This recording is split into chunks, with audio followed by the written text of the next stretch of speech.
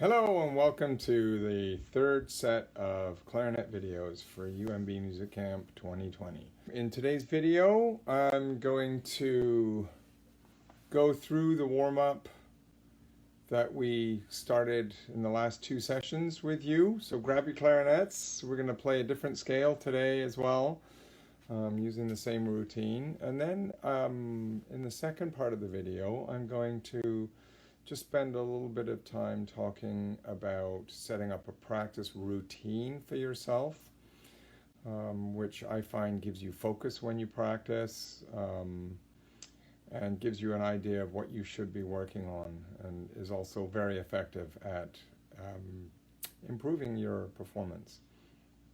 And also give you some hints on how to practice something that is difficult or giving you trouble for whatever reason technically. All right, so grab your warm-up sheet and get your scale sheet handy, and hopefully you can hear my metronome. I set it at 60, and we're going to start that warm-up sheet. So here we go, ready, and 3.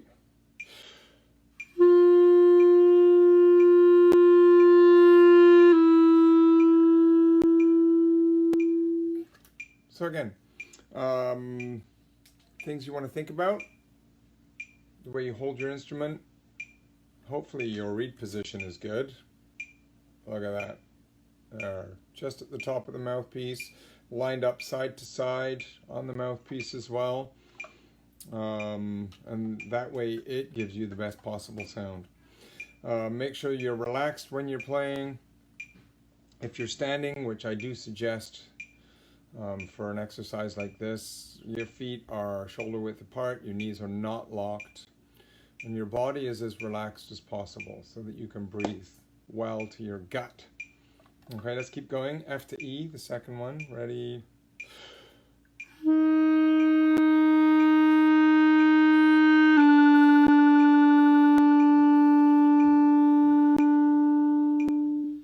And then E flat to D.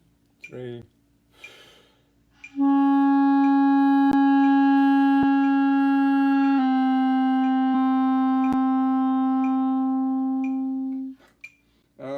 And when you breathe in, try and make sure that you can feel that air going all the way around your inner tube that's wrapped around the middle of your body, just above your belt line. D flat to C. Ready? I'm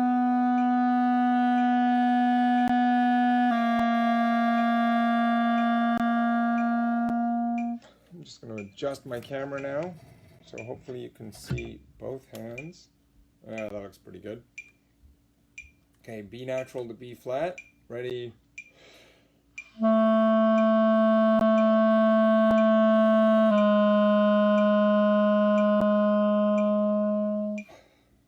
And A to A flat. 3.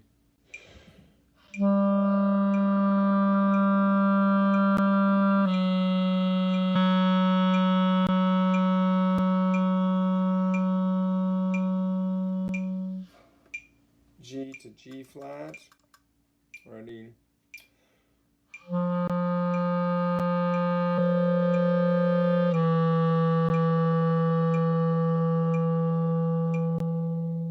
And right about now, you should be feeling these muscles all around your embouchure here, as they are focusing in on the mouthpiece. Okay. Remember to keep your teeth about that far down the mouthpiece, and your bottom teeth covered by your lip should be right where the mouthpiece starts curving away from the reed. Okay, just to keep that in mind, that I mentioned on the first video. And the last one, F to E. Ready?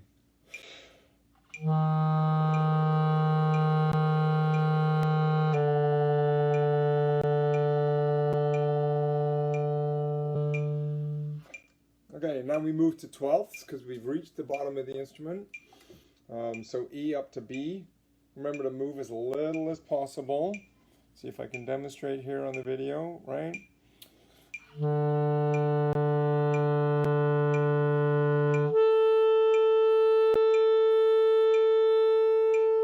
All right, it's just that little. And that will create a nice smooth connection between the two registers. Next one, F up to C with the register. 3.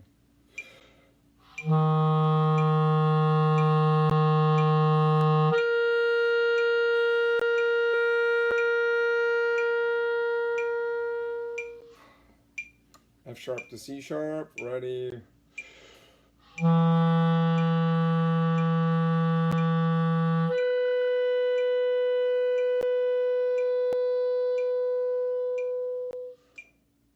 G up to D, ready.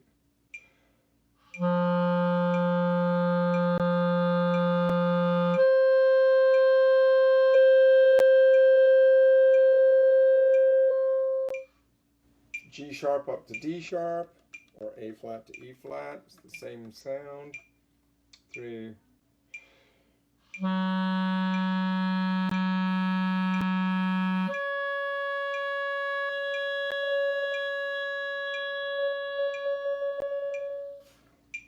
A to E, 3.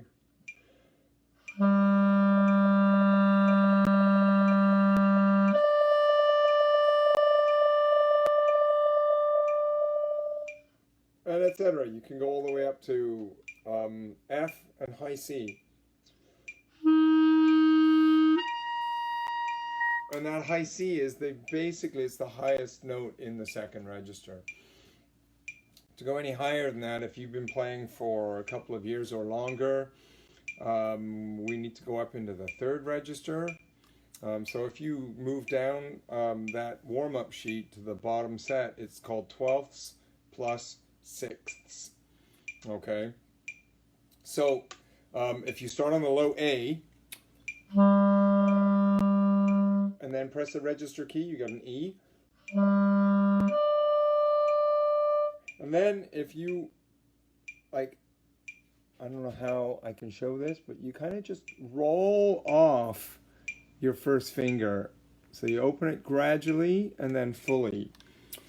You go from E to high C sharp.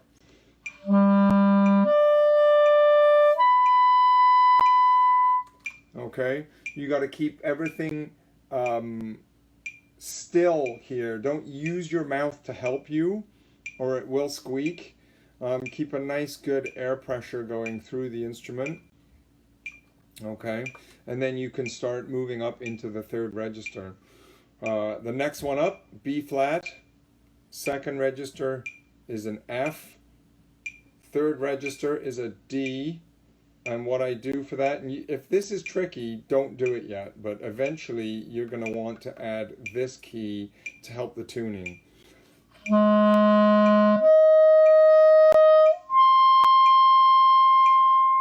Okay, but if that creates all kinds of issues for you, and it does for a lot of students at the beginning, do it without the pinky.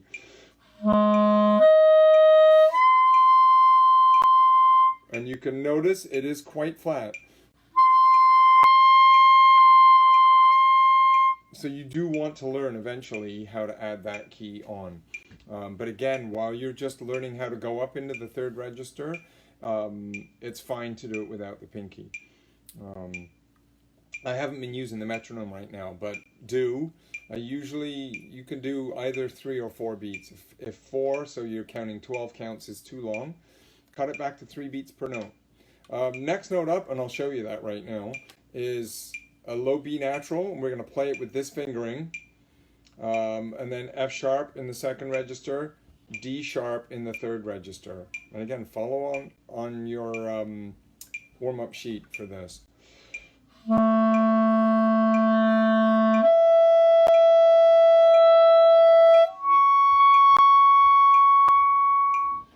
Okay, so that was only 3 beats per note.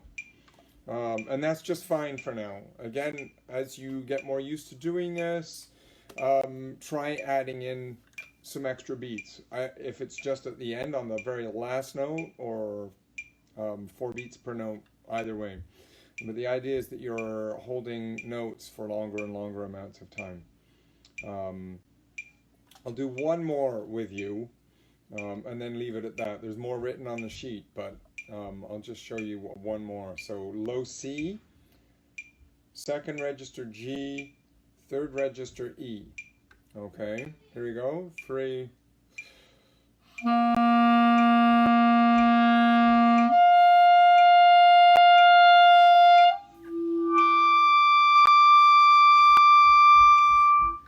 And you can hear with that one, my reed gave me a little bit of grief. It's an older reed, and it wasn't super happy to be asked to go up that high. So if you get that kind of noise when you try to go to the third register,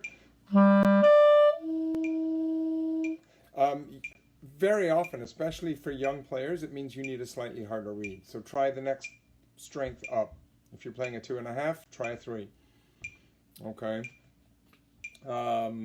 You will find at the beginning that some of the lower notes will be a little bit fuzzier to play on a harder reed, but it's going to allow you to play the higher notes with a greater amount of ease. So keep that in mind, and give it a try. And it is good a lot of the time to move up a half step for that. So for the second part of today's session, I want to talk to you a little bit about practicing, because it is really, really important that you practice, so you're playing your instrument regularly at home, not just taking it out when you have class or a band rehearsal. You are working on your own to improve your own playing, and the things I've been showing you so far are things that you should be looking at and doing on a regular basis, because they're a way of checking in with yourself to make sure that you're doing things as correctly as possible.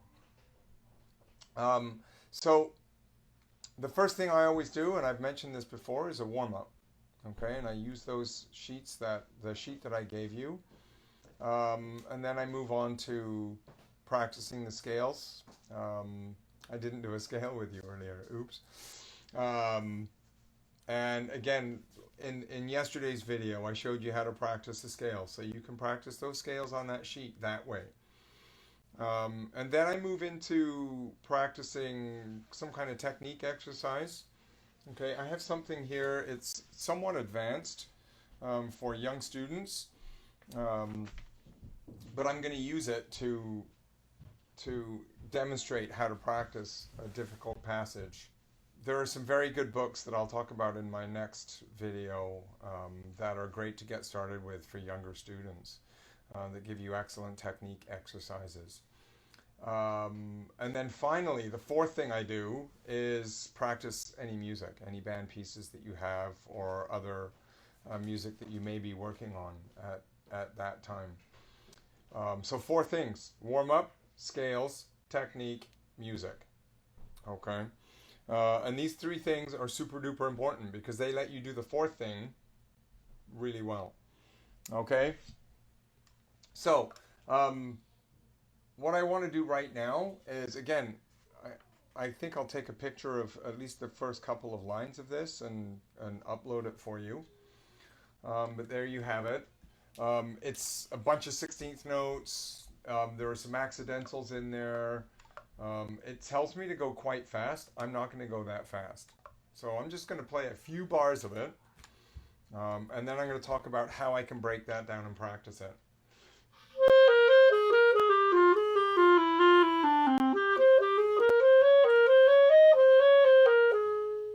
Okay, so what I just played is just that first line, these first 4 bars. Right there, up to that B flat, right there. And if you look at the key signature, there's B flat and E flat in the key signature.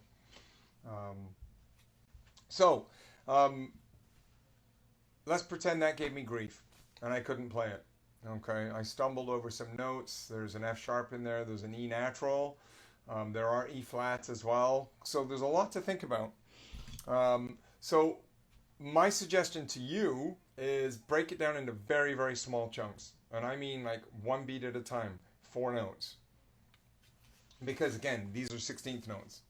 Okay, so 4 notes at a time. And I'm going to start here, which is actually the second 16th note of a beat. 1, E, and A. I'm always going to start on the E, the second 16th, and end on the beat, the 1 or the 2. Okay, so I'm going to go E and 1, and I'm going to stop playing. And then I'm going to go E and a 2, and then I'm going to stop playing. Like this. Not bad. I did it, so I can move on to the next beat. Same thing.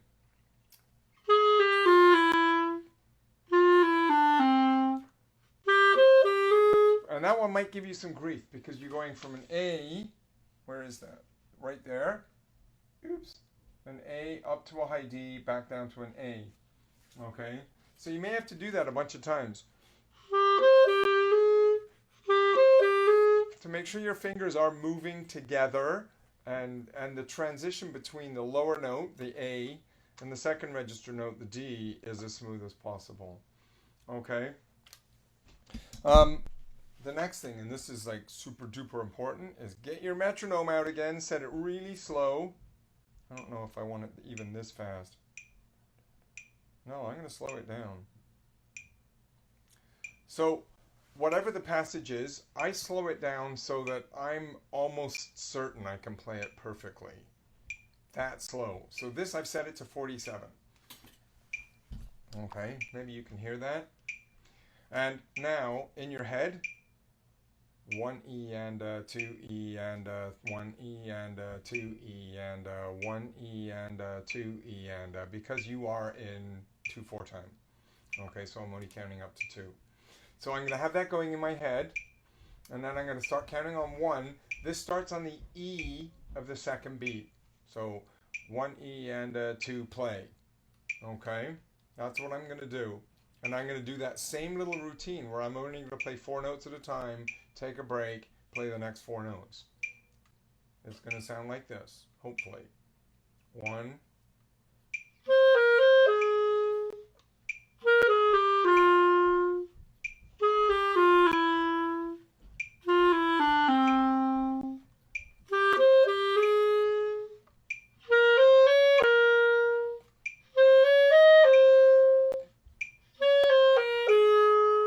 So I've just played that whole, the same 4 bars, but going E and 1, E and 2, E and 1, okay, through the whole line. And again, I may have to stop and fix that a few times. Also, another little tricky part in this exercise is these 5 notes. Can you see that? B flat, C, D, E flat, C. And it's tricky because that's a regular fingering C, but because you play an E flat here, you have to play the alternate C fingering, which is the C in the left hand. So E flat down to C. Okay? So that's tricky. B flat, C, D, E flat, other C fingering. So you may have to do that a bunch of times until it gets comfortable.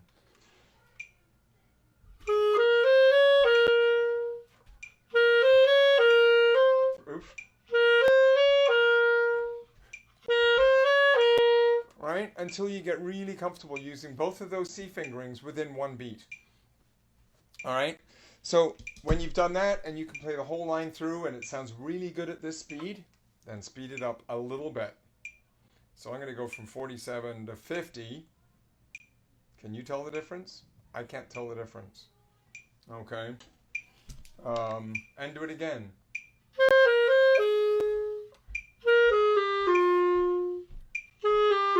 Etc. Okay. When it's perfect at that speed, go up a little bit again. 54. Now I can just go up in increments of 4. Because for a long time, your brain and your fingers won't be able to tell the difference. And then all of a sudden, you'll be going, and this can take a while, right? This could be a several days project to get it up to near where it says. Here's 87. Wait.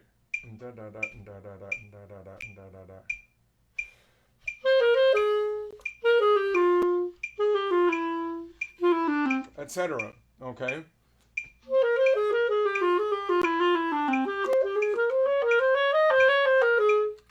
Okay.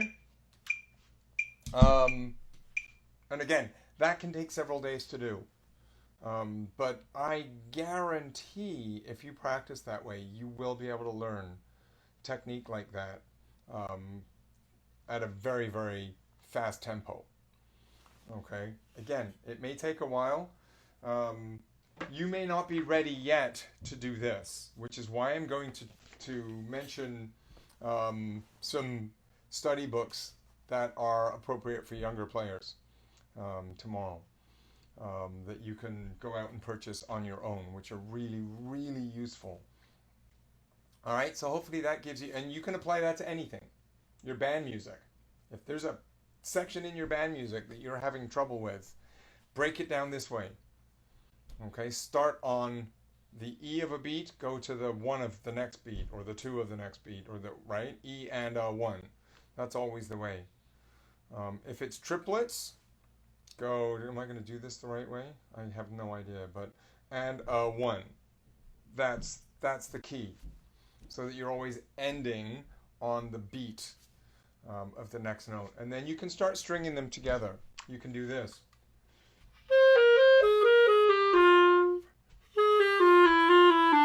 Etc. Okay? Gradually lengthen the amount of material that you're playing through. And you can learn pretty well anything by doing that.